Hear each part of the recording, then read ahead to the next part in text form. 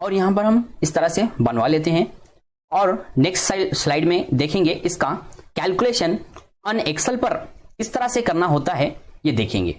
Excel के लिए किस तरह से उसका कंप्लीट फॉर्मूला जो हमें लगाना होता है एक्सेल शीट में फॉर्मूला बार के अंदर, जैसे कि आपने इससे पहले के टॉपिक में देखा है, लेकिन मैं एक रिवाइज करवा रहा हूं कि एक्चुअल में अब जैसा प्रैक्टिस हमें जरूरी है। अगर हमने प्रैक्टिस नहीं की तो हम एक्सेल पर प्रॉपर वर्क नहीं कर पाएंगे और हम एक्सपर्ट नहीं बन सकते, जिसके कारण हमें दिक्कतें आ सकती है। कुछ किसी को अगर डाउट हो सकता है कि किस तरह से किया जा रहा है, तो आपको करते करते इससे आपको एक्सपीरियंस भी हो जाएगा और एक्सपर्ट हो जाओगे। तो यहां पर जैसे कि सीरियल नंबर में हमने यहां पर डिस्क्रिप्शन ऑफ आइटम्स में वर्क में लिया है फुटिंग शटरिंग, उसके बाद number of items, length, width, height, total और यूनिट्स। जैसे कि यहां पर फुटिंग शटरिंग, फुटिंग के हमारे एक ही फुटिंग है, कास्टिंग हमें एक ही बार करना है, लेकिन कैलकुलेट करते टाइम हमने जैसे सेंटर लाइन लेआउट प्लान में डिवाइड कर दिया था F1 फुटिंग और F2 फुटिंग, जिसकी साइजेस जो उसका लेंथ और विड्थ की जो साइज थी, इसके हम बिना पर इसके कारण की वजह से हमने अलग अलग 2 फुटिंग लिया है।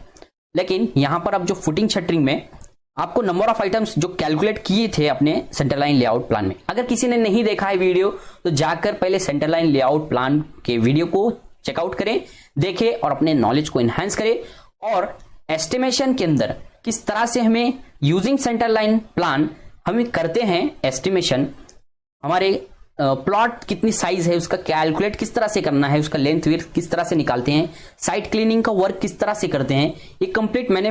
पिछले वीडियो में बताया हूं। और उसका इंट्रोडक्शन उससे पहले ही बताया हूं कि एस्टिमेशन क्यों करते हैं, उसका रीजन क्या होता है, कि हम किस तरह से कर रहे हैं एस्टिमेशन, और आगे चल के हमें BOQ यानी बिल ऑफ क्वांटिटी किस तरह से निकालना होता है, टोटल बजट का कॉस्ट किस तरह से हमें as per CPWD government norms के हिसाब से किसी भी कंस्ट्रक्शन के बिल्डिंग के स्टार्ट करने से पहले हमें निकलवाना होता है।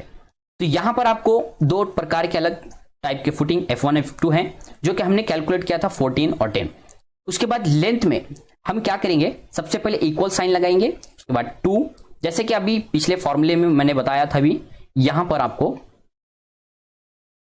यहां पर आपको जो फॉर्मूला लेना है 2 in bracket L + B × H, ये एक्चुअल में हमारा फॉर्मूला होता है पेरीमीटर का, जिससे हम एक फॉर्मूला जनरेट करके यूज कर रहे हैं, ताकि हमें जो शटरिंग प्रोवाइड कर रहे हैं उसमें प्रॉपर वे में और कटिंग लेंथ प्रॉपर मिल जाए।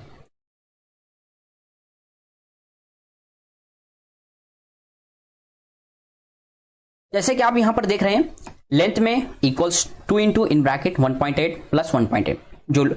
ऑल साइड्स की हम सम कर रहे हैं लेंथ और विड्थ को। अब यहां पर 2 इसलिए लगा रहे हैं, अब हम यहां पर विड्थ कैलकुलेट नहीं कर रहे हैं, क्योंकि हमें लगवाना होता है सिर्फ और सिर्फ लेंथ साइड। आप कंफ्यूज मत होइए, लेंथ मतलब हम ऑल साइड की समेशन कर रहे हैं, इसलिए लेंथ कंसिडर कर रहा हूं मैं। जैसे यहां पर अभी हमने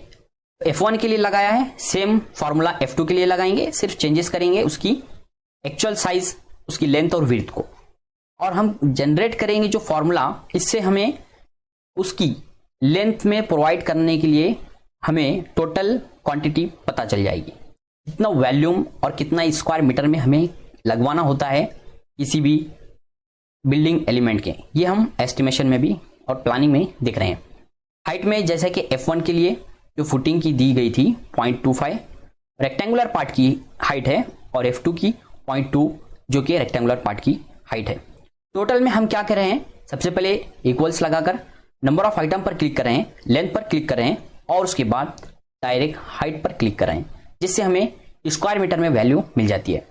और इसी तरीके से F2 के लिए कैलकुलेट कर रहे हैं, और लास्ट में हम जब कैलकुलेट करेंगे टोटल,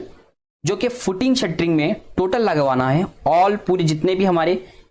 फुटिंग्स हैं, उसके लिए हम कैलकुलेट करने के लिए Alt+ एंटर करते हैं, जो कि हमारा ऑटो समेशन ऑटोमेटिकली एक्सेल में हो जाता है, और जो हमें टोटल वैल्यू निकाल कर दे देता है।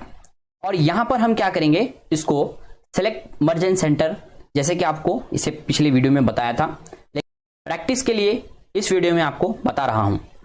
तो चलते हैं एक्सेल शीट पर, देखते हैं किस तरह से वर्क करना है।